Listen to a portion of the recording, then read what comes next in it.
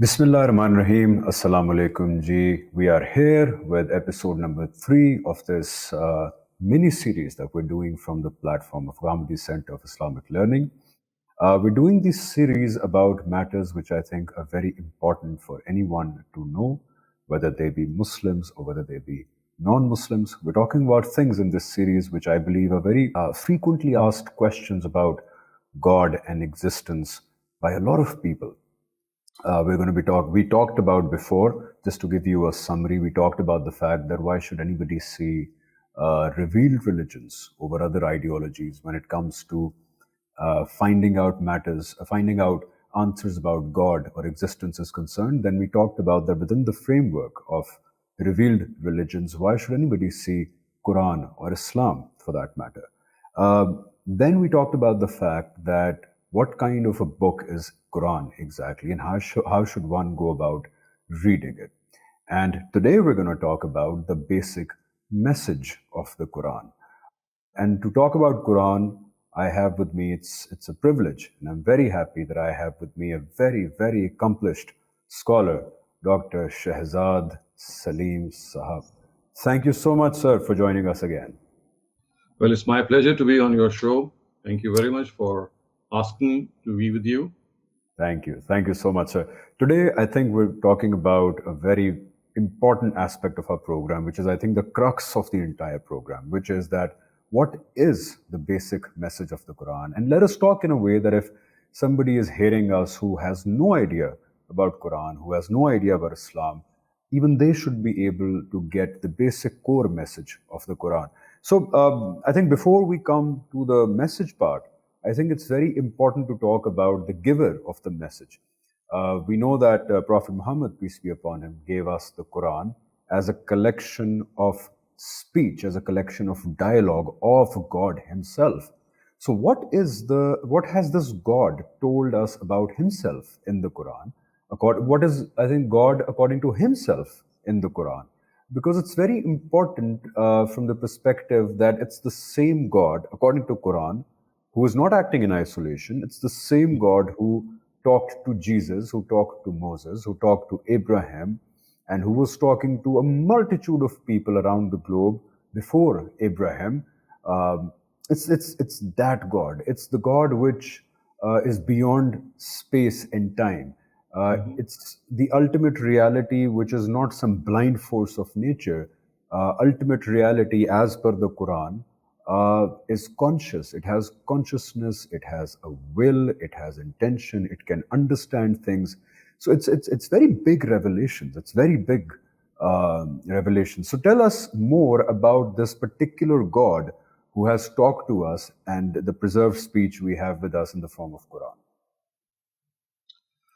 Well, Bismillah ar-Rahman Rahim. We've been talking about the fact that as far as the perception of God is concerned, or the comprehension of God is concerned, we intuitively know that there is someone who has created us. We are his creatures. But the thing is that we don't have a complete introduction to God from our own human nature or from our innate guidance. As far as our innate guidance is concerned, it does tell us that there is a creator. It does tell us that we will be held accountable before him because of the fact that we have been given this barometer of judging between right and wrong that we call our conscience. So these are the facts that we can reach through our own intuitive guidance. So what the Quran has told us, and what the Almighty in fact told us when he created Adam, and he was actually born on this earth, he told us that on various occasions, at various instances of time, the Almighty will send his messengers to guide mankind. And this guidance is something which, of course, is the basic message of the Quran. But before we come to the Quran, as you have asked, that what exactly is the introduction to God? So as far as the perception of God is concerned, as far as the existence of God is concerned, this is something that we know intuitively. But as far as more details about him are concerned, all divine scriptures, starting from the earliest times right up to the Quran, they have a comprehensive introduction. They give a comprehensive introduction to who God is. And since the last preserved speech of the Almighty is the Quran. So we're going to talk about the Quran more than we're going to talk about the previous scriptures. So the Quran introduces the Almighty by telling us that as far as the being of the Almighty is concerned, as far as person is concerned, we are not able to gather, or we're not able to comprehend what he looks like physically. I mean, even the word physically is something which is not proper for him. So he's someone who's beyond our comprehension. He is beyond time and space. And as the Quran says, La tudrikuhul absar, our eyes, our comprehension, they just cannot see him. And there's no way that we can know about his physical form. However, there are two other ways through which the Quran introduces the Almighty Himself, and one of them is the attributes which He carries.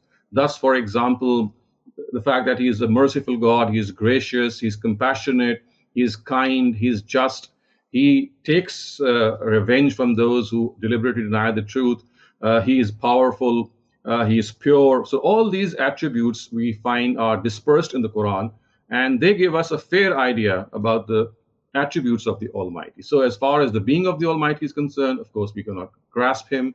But as far as His attributes are concerned, so through various attributes which are mentioned in the Quran, we are able to have a fair idea of how He is and how He can be described. And the second thing which the Quran has also mentioned in this regard are some of the dealings and practices of the Almighty, which can actually make us experience God.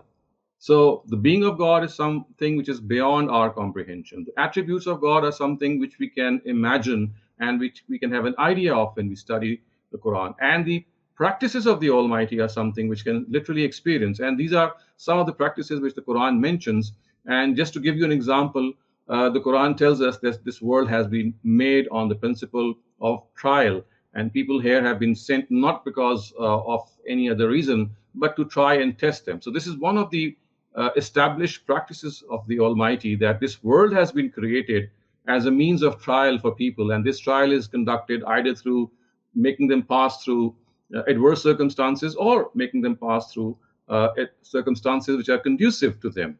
Similarly, there is another practice and dealing which is mentioned in the Quran, which we call the practice of providing guidance. So the Almighty says that people who are thirsty of guidance, only they are deservedly people who will get guidance. As far as those people are concerned who don't even, want to be guided, the Almighty would not guide them. In fact, about such people, the Quran says that the hearts have been sealed because they have no thirst for guidance, and instead of capitalizing on their innate guidance and wanting for that further guidance from the Almighty, they have just given up. So I can go on and name some other practices as well, but these are the dealings and practices besides His attributes which make His person endeared to us, more known to us, and literally we can experience Him. So thus, for example, when we have a supplication or a dua or a prayer, and our dua gets accepted, do not we feel drenched? We feel so elated when we find that we had asked God for something and then that thing was fulfilled. And this gives us that feeling that there is someone who's taking care of us, someone who is fulfilling our wishes and desires. So it's like experiencing Him. Similarly, at times we are pushed to the limit and we feel that there is no way out. And suddenly something happens close to a miracle, and even a miracle itself, and we find ourselves at the rescue of the Almighty. And this again is a feeling which gives us this thought that there is someone who's taking care of us, and this is literally like experiencing God. So I can summarize the introduction of God, which is mentioned in the Quran. The first thing that I can say is, as far as His person is concerned, His being is concerned, we can have no comprehension of that. The Quran has explicitly said that. And we also know from the story of the Prophet Moses, who wanted dearly to see the person of the Almighty and he could not. So it clearly tells us that we cannot comprehend the person or the being of the Almighty.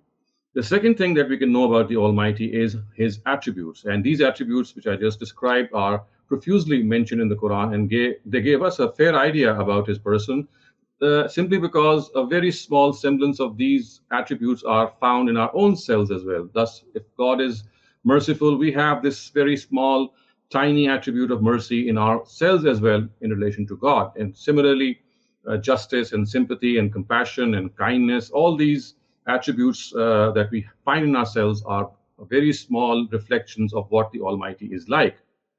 The third thing which I said was that the dealings and the practices of the Almighty are something which through which we can actually experience God, because they are like something which are laws which are as unimpeachable as the laws of nature, and they are going to come into motion, come into play the way the laws of nature do. Thus, for example, the law of giving guidance, the law of repentance, of accepting repentance, similarly, the law of trial, the law of his help, how and in what situations does he certainly help his creation. So, all these are instances, or all these are dealings and practices through which we can actually experience God. So, being, attributes, and practices. Being, as far as his being is concerned, nothing at all we can know, but his practices and his attributes are the two areas through which the Almighty makes us very, very close to what the Almighty is like vis-a-vis his external attributes and his dealings with mankind. I want to bring up another question, rather another observation here, because I believe that in the Quran, God has given us a very short answer to a very prevalent question about God. It's often said, and especially from people who don't believe in God per se, that okay, fine, it's easy to come to a place that where you believe that everything is created by a God, the first cause, but then where did this God come from, who seems like such an infinitely complex being? Quran has told us that God, as you also pointed out, God is unlike anything else in this physical material existence. And it does also make sense, because our existence is confined within space, it operates in time. So in Quran, we are told that this God, it's whatever it is as far as its physical aspect, if we can call it physical in our limited comprehension, whatever the haqiqat, the truth of this being is, it's not understandable by us right now because we operate within space and time. How important do you think this statement is? Because a modern mind would imagine or imagines the first cause within the framework of space and time, and hence we have people like Lawrence Krauss and his book A Universe from Nothing, where he's imagining nothing, even still staying within the framework of space and time. So how important is this Quran's statement that God is completely unlike anything in existence, and there could be no analogy given for this God, there could be no allegory given for this God, because we know that God has in Quran has used analogy for phenomenon that is yet to occur. For example, what will paradise be like? What is day of judgment like? What are jinn like? What are angels like? So God has told us that analogies can be used for these phenomena, but not for God, because there is no point of reference for us. How important is that, sir? Well, actually, just described that this was, I mean, every person would have the wish to see God, and this is just a natural desire. And this desire actually manifested itself from Moses, the celebrated prophet of the Israelites. And I think that his desire to see God was something which actually arose from this curiosity that the being who has created him and the being who has nourished him, how exactly does he look like and how he can interact with him. So the answer that he was given was that our eyes have not been given this capacity to see him. I mean, there is something which is lacking in us that we are not able to comprehend him. However, yes, we can comprehend him through his attributes and through his dealings. So it's like to give you a very crude example, I can say, look at the force of gravity. I mean, this is something that we can see. I mean, we can experience. We know its manifestation. We know how it behaves. There are certain laws through which it behaves, but we have not seen gravity at all. And anyone who would insist that I would like to see gravity in order to believe in it would obviously be called a fool in the world of science. So I think that people like Lawrence and other atheists or agnostics who have this question, we need to address this question by telling them that there is something which God Himself has explained, that as far as His physical being is concerned, it is beyond our comprehension, simply because we have not been equipped with this. It is as if it's beyond us. I mean, try looking at the sun. After about a couple of seconds, maybe you'll turn blind because we have not the capacity to look at the sun. So this is how we can not even view things which are found in our own universe. So the Almighty says that yes, in time you'll be able to see me, and that will be another plane of existence. But as far as this plane of existence is concerned, you'll not be able to see me, but you can comprehend me through my attributes and through my dealings, just like we can comprehend gravity. We have calculated gravity, exactly what the force of gravity is. We have based a lot of laws of motion, which actually spring from this force of gravity, and therefore we have made inventions and created things which are dependent on this force of gravity, without even challenging the fact that we'd like to seek gravity. So I would say that it's like uh, it's like accepting our deficiency, that yes, this is something that our eyes and our comprehension, our faculties are unable to see. But as far as experiencing him is concerned, or comprehending him through his attributes is concerned, it is something that we do very, very naturally and very, very intuitively. Okay, so moving forward, we've, I think, talked in detail about how God is so unique from this plane of existence that it's impossible to know what exactly is the true nature, the physical or material nature, whatever you want to call it, of God. We can't imagine that. There is no reference point. However, we can know him through his attributes. Now, when we talk about his attributes, so we know that God is, yes, he's merciful, he's loving, he's just. These are all the attributes of that ultimate reality that we call God. But I would like you to put some light on the other aspect of God, which I think is very less talked about. God in the Quran is also Jabbar, he's also Kahar. And to some extent, we also see that in nature. I mean, nature has a flower, but nature also has a lion or a hyena tearing up a gazelle. So please shed some light on this other side of God, which is Jabbar, which is Kahar, the one who punishes, the one who. So please talk about that before we move forward. Thank you, Jesus. I think that the best way to talk about this other side of God is to see our own other side. You see, when we have these courts of justice to punish people for their wrongdoing, and when a judge orders for a rapist to be punished, or a person who is killed to be punished, or a person who has done any very wrongful act and he's punished, each one of us feels as if our own intense desire that justice was met has been fulfilled. So this feeling of justice that we find in our own selves, in which people who are adverse to the law, people who are hooligans, or people who are vandals, and they have done all sorts of heinous crimes, when they are punished, we feel fulfilled, we feel elated, we feel satisfied that justice has been served. So, in order to see what God, how on the plane which God operates, it's pretty easy to see that if God is Jabbar or Kahar, he takes revenge, or he punishes people.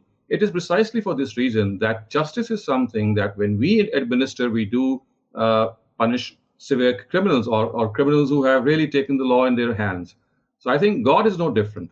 And that is precisely why God says that he has created man in his own image, although this is not something which has been said in the Quran. And the Old Testament starts off the chapter, and the earliest chapters of the Old Testament says that God created man in his own image by telling mankind that they have the same attributes which God Almighty has. So the other side of God is exactly, I mean, in a proportionate way, similar to our other side, in which we feel anger when someone is wrong. We feel very, very annoyed if some right is unfulfilled, or it is in some way or the other it is flouted.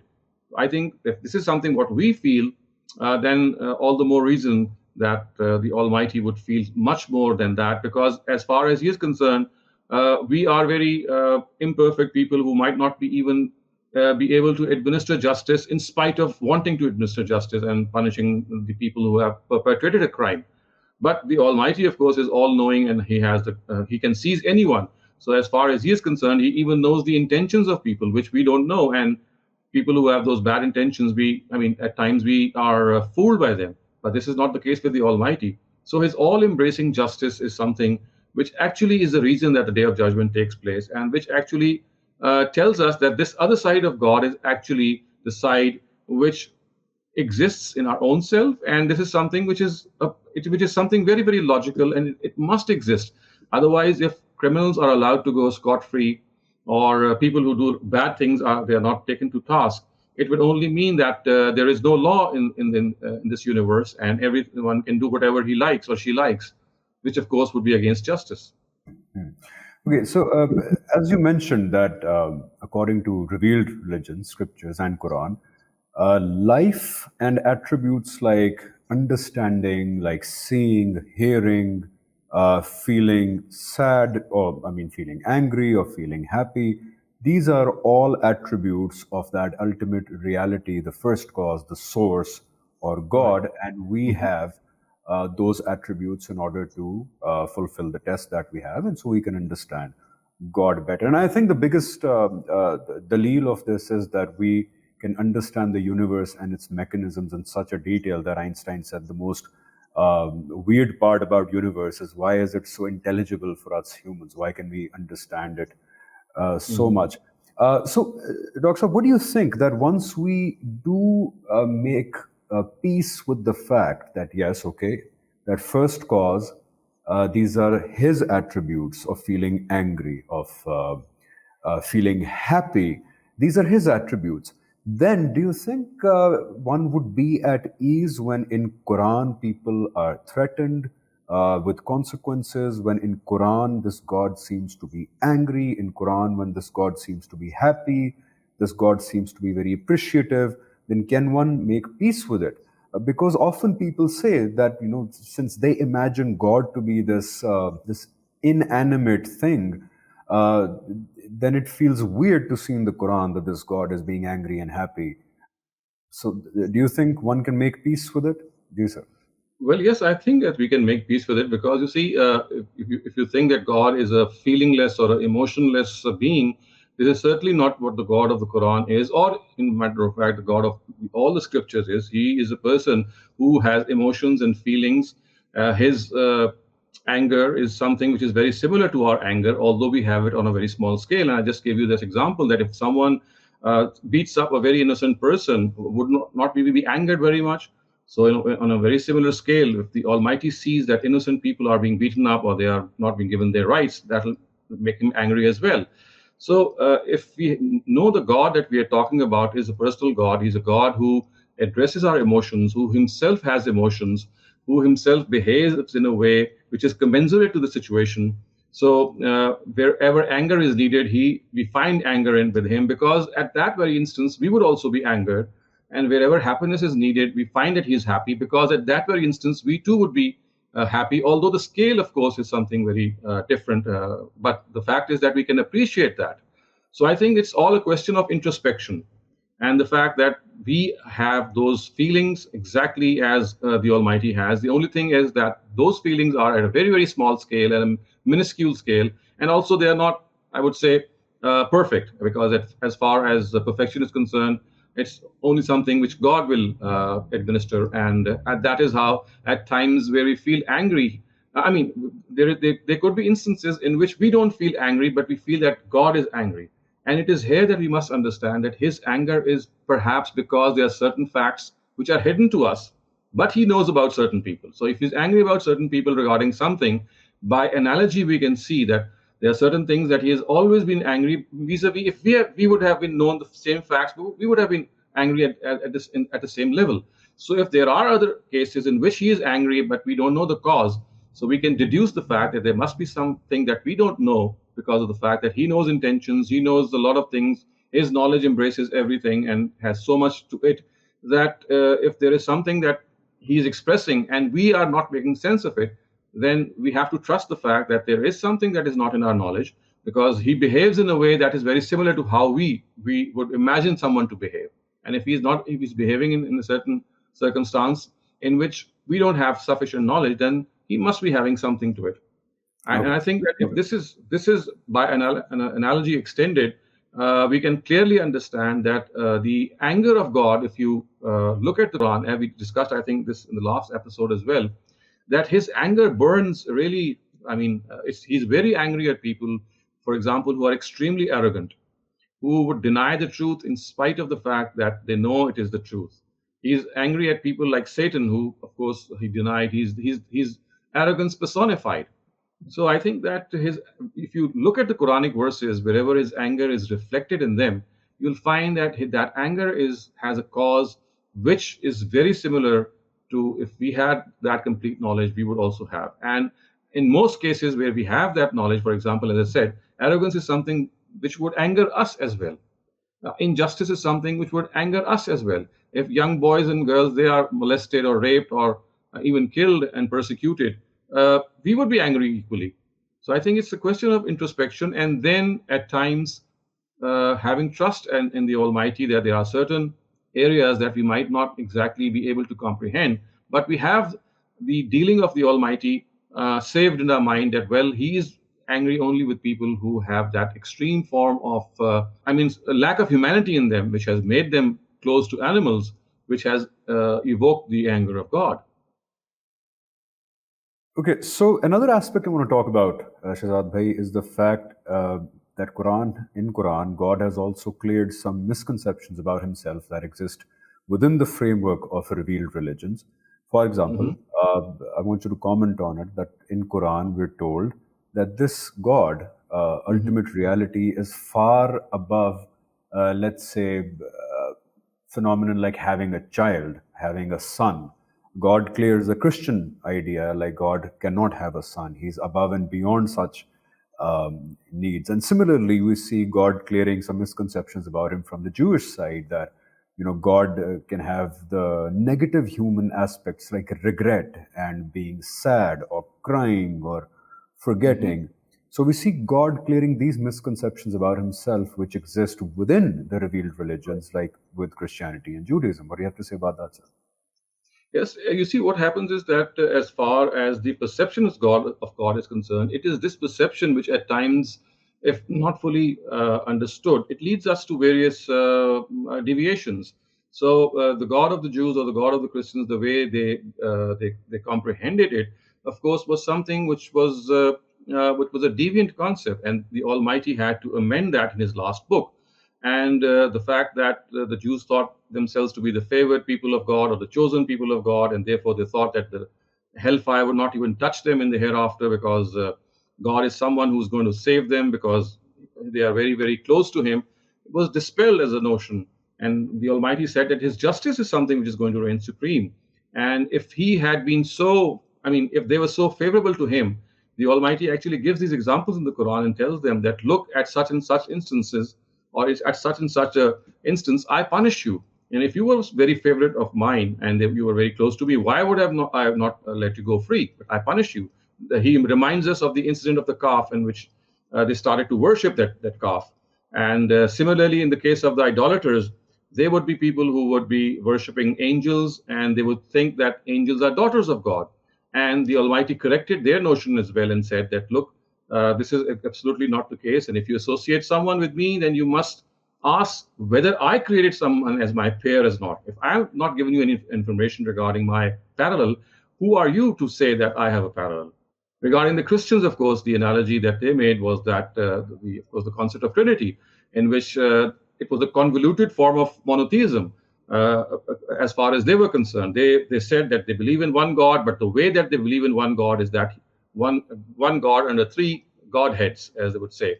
And therefore, of course, the Quran corrected their view as well. So what happened is that basically it's the misconception regarding God's attributes, His being and His dealings, which have led nations astray. And I've described all these three nations, the idolaters, the people of the book, which of course comprise both the Jews and the Christians, how their perception and conception of God was deviant, and the Almighty had to correct that perception within the Quran, and once again tell mankind who He is, what His attributes are, and the things that they have attributed to Him or ascribed to Him in the form of attributes which, of course, don't exist.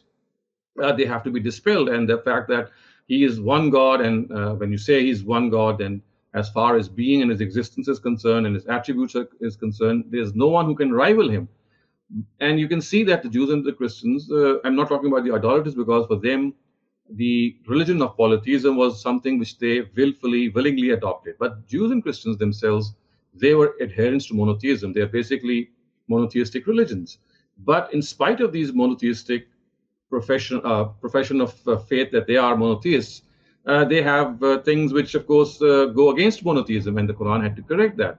And this is very much like, I mean, if I give you an analogy or an example of today, that Muslims who would, for example, go to the shrines of certain saints and start prostrating on those shrines, and they would say that, well, this is nothing against monotheism. It is something which is exactly in line with monotheism. So what we would tell them is that, well, if you're monotheist, then you must revisit this concept of yours because it goes against monotheism.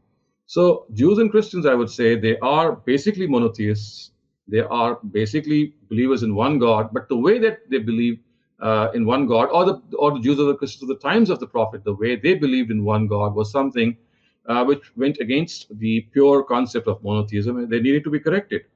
So this is how, as you said yourself, that these corrections and these interpolations which they had been made had to be corrected in the last scripture, so that I mean, it remains with the rest of mankind with this clear signal and this clear message that the God of mankind is one. There is nothing which is from Him. There is nothing which is above Him. There is nothing which is beyond Him. He is all in all. He has no peer. So if you read Surah Ikhlas, and similarly some of the other surahs in which His attributes of Tawheed are mentioned, you'll realize why the Quran goes to great lengths in emphasizing this. For people who are born into monotheism like us, it's something as if, well, why is it that God needs to elaborate on this so much, without realizing the fact that this is the pitfall that often nations face if they start to deviate from that concept of monotheism.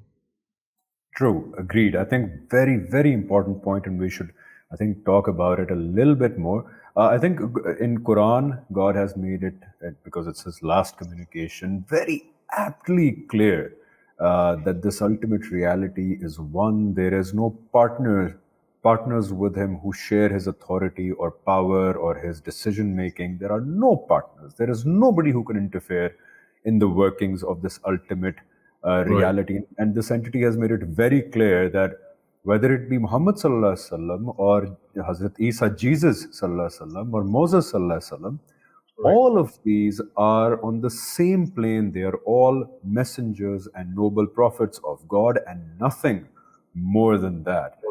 Having said that, I want you to emphasize on the importance of Tawheed, because for me, what it does, what Quran has done, is it has removed any middlemen from you and God. Because in the same Quran, God tells us that He is directly listening to us, directly listening to me, directly listening to you, while He's also directly seeing us. And I think we've talked about the Jabbar side of God so much that we should also highlight the loving side of God. And He loves us so much that He directly responds to us. Obviously, for the purpose of test, we will not see Him, we will not hear His voice, because then the test is over, freedom is gone, freedom to choose. But without us hearing a voice, without us seeing physically that world or Him, He does respond directly. He is seeing us directly. So how important do you think is this claim that He's seeing us and hearing us directly, and its implication that it has removed all middlemen from me, a human, and God? Well, this is a revolution, I would say, which was brought about by the Quran. Because you see, whenever we have a deviant concept of God and we think that God is aloof, He's far beyond our own comprehension, He's far beyond us. And in fact, one of the reasons that people indulge in polytheism is that God is beyond our access. And we need some mediators, we need some intercessors to go close to God. So this is why the Quran has repeatedly stressed that you can directly contact me. You don't need any intercessors. I'm not aloof. I'm not beyond you. And the Quran has made this clear that in spite of the fact that He is way beyond us, He's as close to us as our life vein. The Quran says, "Nahnu aqrabu ilayhi min hablil warid." So He's as close to people as is the jugular vein or your life vein, telling us that He's right close to us. So one of the reasons for polytheism is that people thought that God is inaccessible, and we need certain mediators or certain people who are in the middle, who can intercede for us, who have a direct contact with God. We can only contact them, and they will put up our case before the Almighty. And this is one of the very, very, very great basic causes or foundations of polytheism. So the Almighty actually stressed upon mankind and said that, well, nothing of the sort is needed. No mediators, nothing in the middle is needed. I am totally available to everyone. All that you need is to come close to me, to ask me. I am there for you. You can experience me, you can feel me. Yes, you cannot see me, but that doesn't mean that I'm not there for you. So I think this is something which the Almighty has made amply clear. And as I said, that one of the reasons for this polytheism, the creed of polytheism to grow is that people think that they cannot access God and they need someone to have access them on their behalf. And the Quran had to repeatedly, negate this concept so that people feel that he is a personal God. He is accessible to every single person, and he is not someone who is not being able to keep account of his deeds of people. Because this was the second pillar, I would say, of polytheism. People would always think that, well, if such a vast number of people have been created by the Almighty, how can he keep an account of all these people, and how he can manage administering justice, or taking care of all his huge and vast kingdom? And for this, he needs, forces like angels or other things, and they have to be. We have to bring ourselves closer to him so that they can make us reach God, because simply God is someone who's so aloof and beyond us. So here again, the Quran told us, well, these angels and these forces of nature, whatever you call them, they are not there because God is dependent on them. They are there because the Almighty cannot directly be in excess or in our own contact, because we are made of the material that we cannot simply get into contact with God. Angels have a material or a substance. Of course, we know that they're made out of light, which is much closer to the format in which they can be accessible. They can access God. So there was someone who had to mediate between these earthlings, or people like us who are made out of a substance like clay, to come into contact with God. So the second misperception, that these forces of nature, these angels, they are not there because you're going to worship them in order to make yourselves closer to God, but because when the Almighty interacts with people that He has created, the mechanics of that interaction could not have been possible unless the form which communicates between the two of these either side of these people are ones who can match both instincts. So angels have this capacity of, on the one hand, communicating directives of God to human beings, and on the other hand, being in access to the Almighty, and at the same time implementing His directives. Perfect. I think we should move on to now, because time is running out. We should move on to the part that what does God of the Quran want us to do? Why are we here? How would you summarize what Quran says in that regard? Ji, sir. Well, I think that even before the Quran, the thing that makes religion a divine religion, or something which is given to us by the Almighty from the other side of the world, is that God in His scriptures makes it amply clear that what is going to happen after death. So the problem of death is something which is tackled by the Quran and all previous scriptures as well. And this is where religion is still relevant, because it tells us that once we die, that's not going to be our end. We are going to be raised up to life once again and be held accountable. And there is going to be a certain scenario which is going to be created. So this is the message of the Quran, and it repeatedly tells us that remember that life is not that you imagine. That it's not that when you die and become bones and you turn into dust and clay, as the idolaters of Arabia used to say, that will we be raised to life again when we become bones? So the Almighty said, yes, you'll be given a new form. You'll be raised to life once again, and you'll be held accountable for the favors that you are blessed with. So you see, the message of the Quran is that this life is not all that we think it is. There is life beyond life. And if we don't have a perception of life beyond life, this life itself will become a meaningless place. It will become a place of huge, I would say, dissatisfaction. We'll see people doing all sorts of bad things, and then, going the other way. No one checks them, and they make hay. They make the best of their opportunities, and they climb the ladder of life. And this world would seem to be a place of tremendous injustice and oppression. So you see, life after life is something which is communicated by these divine scriptures, and foremost by the Quran, in order to make us understand that we must never forget this all important reality. Perfect. And I think Quran itself has put this whole thing in a very summarized way. And I think it's chapter number 5, verse 69, where Allah Ta'ala has said that anybody, I love the fact that Quran has removed all boundaries of religion, at least man-made boundaries that exist today, religious boundaries, cultural Mhm. boundaries. In Quran, Allah Ta'ala in chapter 5, verse 69 says that anybody, whether it be Muslims, whether it be Jews, Christians, or Mhm. Sabians, which in today's world I think we can call everybody else, whoever Mhm. believes in God, or whoever accepts that yes, there is a God, and whoever lives his life with the sense of being accountable to that God after we die here, and then does good deeds, will have nothing to be To afraid of fear. on Right. that day. So, in this context, people always ask, because a lot of people are absolutely fine with religion or Islam saying that, okay, there is awareness of good and bad within you and you have to follow that, they're fine with it. But when you say that, wait, we are in this test, and this test has two layers. One is the test of deeds, and the other is the test of knowledge, that how truthful we are in accepting the right truth or the right knowledge.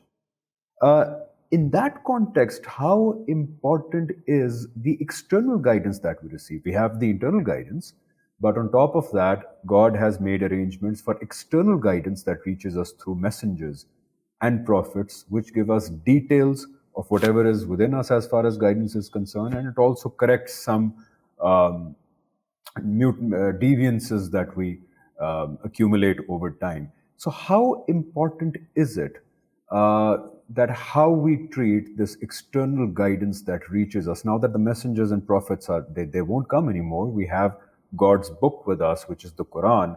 So, will we be also held accountable in the same scheme of things of test? That how did we treat the knowledge about God when it came to us, the invitation of Quran when it came to us, and how crucial does that make this external mode of guidance that comes to me? So this is an absolutely given that as far as this external mode of guidance is concerned, we will be held accountable for that. You see, when we are born in this world and we are individuals who would like to find what the truth is, the first thing that comes to our notice is that there is a certain book which claims to be the book of God or the preserved speech of God, and there is a group of people who are the proponents of this book or who are the bearers of this book, and they say that they have the final guidance of God. So, as a person who was born today, and I have, for example, if I imagine myself in the shoes of that person, and I'd like to search for the truth, the first thing that I'll know is that, well, a lot of truth or a lot of concepts which relate to the truth are found in my own being, which I just indicated that the perception of God is found in my own self. The fact that I have to do good and refrain from evil is a perception that I have in my own intuition. But I would have this thirst in which I'd like to know more about God, more about the trial that we are passing through, and of course, a lot of gaps which I still have in my innate guidance. And for this, I would always be looking for something which is beyond this innate guidance. And if now someone claims before me, yeah, well, there is a book of God which says that as far as God is concerned, yes, you can have a perception of God, but as far as the details are concerned, human beings are not able to grasp those details, and for this, they need the external guidance or the scripture itself. So I would be someone who would be always looking out for those scriptures, because you see what the guidance that I have, although it has a lot to tell me, but still it falls short. As I said, I know that there's a creator, but I would still be thirsty to know how I can reach that creator. What is my relationship with that creator? So this is what makes. I'm just giving you one example. Otherwise, there is a host of other things that can be said, that although the innate guidance is huge, but still it falls short sufficiently for us to realize that there is this external element without which a lot would be missing. And it was precisely see for this reason that when Adam was being sent to this earth, the Almighty had at that very time promised that He would be sending messengers at various instances in order to fulfill that vacuum that we have of divine guidance, which would complement your innate guidance. And for us to believe in them and seek guidance from them is essential. So now the only thing which is left is that there could be an instance in which this divine guidance does not reach properly to people of today, maybe who are in far flung areas, or it could be the fact that it does reach them, but they are not fully, I mean, they don't fully understand the stresses and the emphasis of that guidance. Or, for example, there could be other legitimate excuses like what Muslims themselves are doing today, which takes people who are not believers even further away from the book of God, when they think that, well, if this is what the Muslims are doing, then we better stay away from God's guidance. So you see, these could be legitimate excuses for people who, in spite of the fact they feel that there is a call of God coming out from the Quran, but there is something which they would still feel that there is something amiss. So this might afford them the some legitimate excuse. But what will happen is that if they think that the Book of God is something which is really the truth, and they should be, I mean, they should be believing in it, and then in spite of that, they deliberately deny it, then this is something which, of course, would not be a basis for God to spare us. His basis for sparing mankind can only be if there is any confusion, or if there is any other legitimate excuse, which of course is explainable or explicable, that the guidance given by an external source like the Quran or other scriptures is concerned, if it does not reach a person, or if it reaches him and he is, I mean, not acceptable of that, then I can only say that this is, if that legitimate excuse is something which God can really take care of, then I mean, that external guidance could be ignored if that person did not follow it. But other than that, if he knew that guidance, or he did not do sufficient to go and find that guidance, he was, I mean, he was lazy, or he was indifferent, that too could be a cause of God's annoyance. So it's a host of things that we need to imagine, that besides our own internal guidance, the external guidance is something which is needed, because our own internal self tells us that there is something missing. Now, as I said in my second part, that the only thing that can save a person who gets to this divine guidance and still does not profess belief in it is some sort of legitimate plea that he might have, that perhaps the guidance did not properly reach him, that might afford him the opportunity before the Almighty to perhaps ignore him, or grant him salvation in that regard. Okay, would it be accurate to say that in a nutshell, as per the Quran, we are in two kinds of tests. One test is the intellectual test, and one test is the test of deeds. And then within the intellectual tests, we are also, there is a dichotomy. There is guidance within us, which I would say is maybe the beginner's level, which everybody has. And then there is the truth, which is revealed through direct communication of God, dating back all the way to the first Homo sapien who had consciousness. So there is a dichotomy of that. There is guidance within us, and then there is external guidance. So you could say, would it be accurate to say that the guidance within us is the primary level of test that we have, and as we progress, because God says that you will be answerable for only what you have been given, and I think that includes the amount of wealth I have, the amount of time I have, the amount of IQ I have. So the advanced level of this test of ilm or intellectual test is then God's revelation sent for the final time through Muhammad sallallahu alaihi wasallam, and before that through other messengers. Would it be accurate to say that that's the advanced level and this is the beginner's level? And if somehow the message of prophets or messengers or scriptures did not make sense to you, there could be people who are, let's say, exposed not to truth in this regard, but a deviation of truth. It's possible. If it didn't make sense to you, then you will be held accountable for that sense of right and wrong that you have within yourself, and how did you lead your life as per that sense of right and wrong that you have within yourself. Yes, absolutely. I would agree with you on that. That as far as our own self is concerned, if there is somehow anything which has eluded, I mean, us to reach that divine guidance, then we will definitely be held accountable for what we had within us, because that is something which can never elude us. Our own innate guidance, unless we shut our eyes off totally, that can only happen in certain instances when we decide to deliberately ignore the voices of our conscience.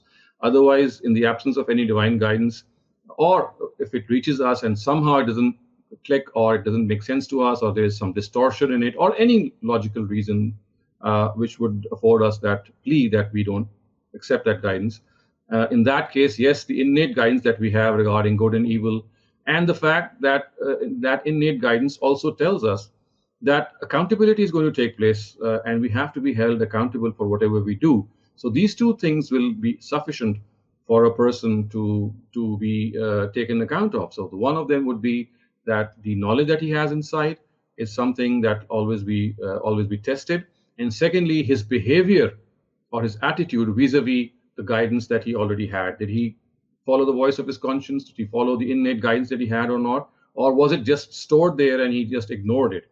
So yes, I would say in the absence of that external guidance, each one of us would be held accountable for the internal or the innate guidance that we have, that we all of us have without any exception. Okay, perfect, perfect. So we're in a two-layered test as far as our ilm is concerned, and we are in a test of our deeds. And we have the last 6-7 minutes. So the case of Quran, Shehzad Bhai, if you want to put it in a summarized way, again, and then I want you to comment on it before we close. Before I talk about this, I want you to highlight for a minute more that because I noticed that the God of the Quran, he does not have a problem with somebody who does not understand the message, this external mode of guidance. Can you please emphasize more on the fact that yes, if this guidance did make sense to you, and then you refuse to accept it, that is something that is unforgivable. And hence, in the Quran, God says that for such people who did know that this is the truth, then there will be nothing else acceptable from them except Islam. Right. Yes, this is actually you yourself have phrased it very well. That as far as this external guidance is concerned, if it for some reason doesn't make sense to you, or you think that there is something amiss, or I mean, it could be any legitimate excuse. If that is there, I would say that there are parallels in the Quran which we can think of in which the Almighty would perhaps forgive us for that, because you see, we were sincere in our search for the truth. So that is something which is a given. So in spite of being sincere and going all out to find what the truth is, if we end up in a way that we somehow are not able to make sense of that divine guidance, yes, there is a chance that God would ignore that. But you see, laziness would be something which would be taken into account. Similarly, not trying enough would be something would be taken into account. Similarly, sincerity in that quest, that we would like to find what the truth is, regardless of who is telling us. So if these preconditions, these are met, and still a person, for some reason, rejects or does not fully accept divine guidance, I still think that there is a case for them, for God to show mercy to them. But if there is any form of this quest in which he or she is able to find out, well, yes, there is a semblance of truth in it, and yes, there is something that we can gain from it, but in that instance, he or she starts to ignore it or doesn't give it the importance that it deserves, then yes, this would be something which would anger the Almighty. And on the other hand, if this is not the case, then of course he or she should be ready that, well, yes, whatever I have inside of me is something which would be a basis of my accountability. You see, so in a nutshell, what we can say is that accountability is something which is going to take place at all cost, regardless of whatever knowledge that we have. This could be like this, or it could be like this. But whatever be the level of our knowledge, we would be tested according to that level. And that level should be one that we have acquired through a sincere quest for the truth, not growing lazy and not showing indifference. So that level that we have sincerely acquired is something which would be the basis of that accountability, which the Almighty will, of course, set up on the day of judgment. So accountability is something which can never escape us, and this is the bottom line of all divine scriptures. The thing that is of concern, or maybe which can be, increased or decreased, is the content of that account, or the content on which the accountability is going to take place. That could vary from the knowledge that we have, but we simply cannot say that being chosen people of God or being born Muslims is something which is going to just take us to paradise straight away. That's not going to be the case, I'm afraid. And we have to realize that accountability is something which is the fundamental message of the Quran. And if you ask me, I would say that the worldly judgment which the Almighty pronounced on various nations in the prophetic era, of course, that also is something which has that single message that accountability is going to take place in this world. I mean, it did take place in this world for these messengers, the nations of these messengers, and is going to take place for us, but it's only deferred. So I think that this is something that we lose sight of. I mean, we forget.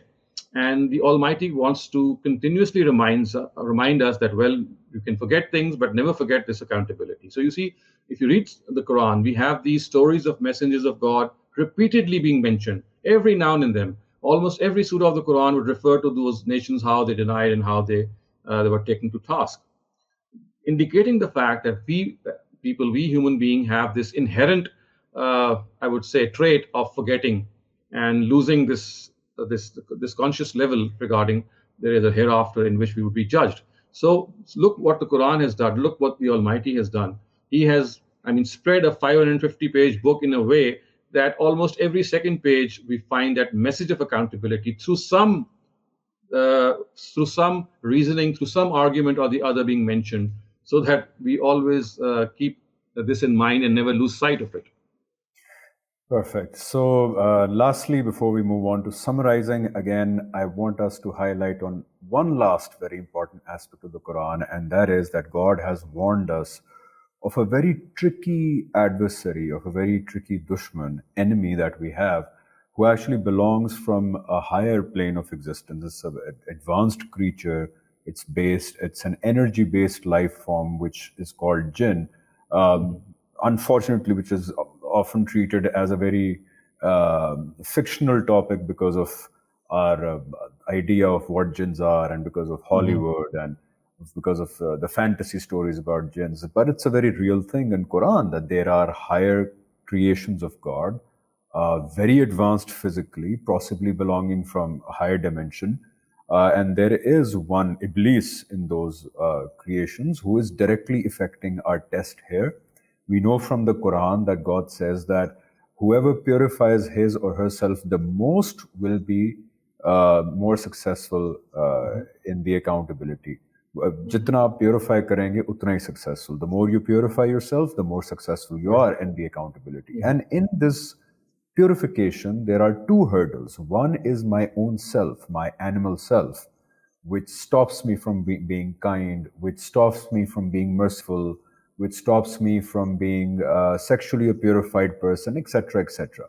So there is one, me, myself. That's the primary cause. But then there is also Iblis, which is called the shayateen in jinns, which whisper ideas into my head and actually take me into a direction which is not okay as far as this test is concerned. So please shed some light on this aspect of what God has informed us about. So you see, it's all important to know that if God is someone who is providing us guidance, then we have an eternal enemy in the form of Iblis or Satan, who is going to continuously lure us away from that path of guidance. And the Almighty has introduced the person of Satan also very, very clearly and distinctly in the Quran.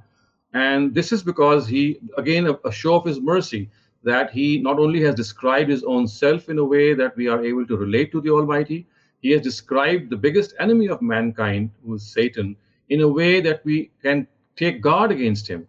And we do know that what is his line of attack. And the Quran tells us that the biggest thing, or the greatest thing which Satan can do, or his progeny can do, is that they can only lure you away. They can only whisper you evil suggestions. They can only show you or guide you or entice you. But as far as forcibly taking you towards evil is concerned, that's not going to be the case. Satan has not been given the power, neither his progeny has been given this power to forcibly pull people towards a certain evil. All that they can do is that they can incite you, they can entice you, they can lure you, but they cannot force you. This is much like our own nafs, or our own inner soul, or in our self, which whispers evil suggestions. So just as our soul whispers evil suggestions, and it is to us whether we follow those suggestions or we just discard them. Similarly, Satan is someone which, of course, has been left by the Almighty, or given this opportunity to survive till the day of judgment. His progeny is given this opportunity so that the trial or the test which the Almighty intended to conduct for us is once again reinforced. But again, this trial is not that people are going to be just taken away by him. All that he can do is whisper and entice. The rest is up to us. We can ignore those whisperings. We can powerfully turn ourselves away, or we can just succumb to them. So, and another thing which the Almighty has said in the Quran, that inna ibadi laysa laka alayhim sultan, that as far as my own people are concerned, as far as my good creatures are concerned, he would have no power on them. He would try to whisper evil suggestions and try to take them away, but such would be their strong attachment with me, the Almighty says, that they will have no effect on him. So, all in all, what the Quran tells us is that yes, he is a mischief monger, he's a miscreant, he's an evil creature. We have to stay on guard against him. But all that he can do is he can just lead you towards sin. He cannot forcibly take you towards that sin. The rest of the thing is left to us. His is the suggestion. Whether we accept his suggestion or not, that is our mettle. That is where our mettle is to be tested. And this is one of the greatest forms of trial, because when you see something so beautifully explained to you, and in a way that you get attracted to it in a very profound way, I do keep. I'm often reminded of Prophet Yusuf or Prophet Joseph when he was enticed at that time by the wife of Aziz Misr of Egypt. When he said "Wama ubariu nafsi," that I don't absolve myself from these evil things. Even I have those evil thoughts. In nafsal ammaratum bisu, because it is the whispering of this nafs which does lead people astray. And then the Quran says that laula an ra'a burhana rabbi, that had he not been taken by the mercy of God towards the righteous place, towards what the pure thing was in this regard, he would have succumbed as well. And the thing that made him worthy of God's help was that in normal circumstances, he kept himself pure. So when the time of that test came, the Almighty specially helped him when there was a chance that he might succumb to the lures of that lady. So you see, this not only does the Almighty help us in this regard if we keep ourselves pure, but at the same time, he continues to tell us that if you keep yourself pure, my help would be there, and it would become very easy for you to ward off the onslaughts of Satan. But if you lose my help and you are left on your own, then it's pretty difficult. It's extremely difficult to combat such a mischievous and such a clever enemy as Satan, because he's going to get the better of you. And the biggest example of that, of course, is what happened with Adam. He was led astray by none other than Satan. And one of the reasons why the story of Adam is repeatedly mentioned in the Quran is that look how powerful Satan can be. So you have to stand on guard. And even he could not stand his onslaughts, and he was led away. Yes, once you are led away by Satan, because we are human beings and we tend to fall in this direction, then the right attitude is that as soon as we realize that we have succumbed to the cause of Satan, then we must immediately show regret, show remorse, apologize before the Almighty, do repentance, seek for his forgiveness. So you see, we have a complete strategy. On the one hand, the Almighty has informed us completely about his line of attack. On the other hand, he says that if people immediately ask for forgiveness, if they do something in emotional frenzy, and if they immediately realize when they come out of it and they ask for God's forgiveness, the Almighty says it is incumbent upon me. This is said twice in the Quran. It is incumbent upon me for every sin done in emotional frenzy, that as soon as you do it and as soon as you realize it, immediately after that, and you seek God's forgiveness, Almighty says it's incumbent upon me, it's mandatory upon me to forgive you. So this whole process is it's such a big relief for us, that on the one hand we have to stay on guard, and on the other hand, if we do make that error and immediately we seek God's repentance in such cases, then God is there and his mercy is infinite.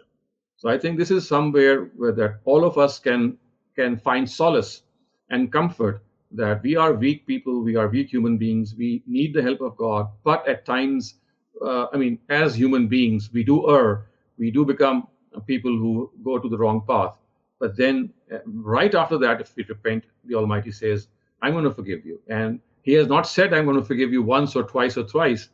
It's like an infinite number of times that as soon as we realize we come out of that frenzy and we immediately ask for God's forgiveness, God says that, yes, I'm going to forgive you.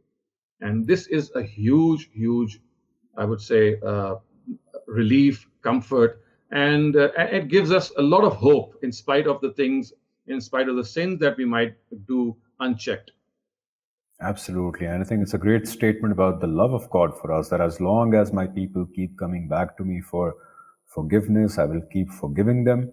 And of course, Iblis or these demonic forces will not be able to derail a person who has sincerity. So I was going to ask you about the fact that when it comes to purification, the morality of Islam is exactly what the morality of humankind is, the secular morality. It's there is nothing that different, because unfortunately people treat religious morality different than what human morality is otherwise. But I just realized that that would come under the category of misconceptions about Quran. So inshallah we'll be talking about that in the next episode.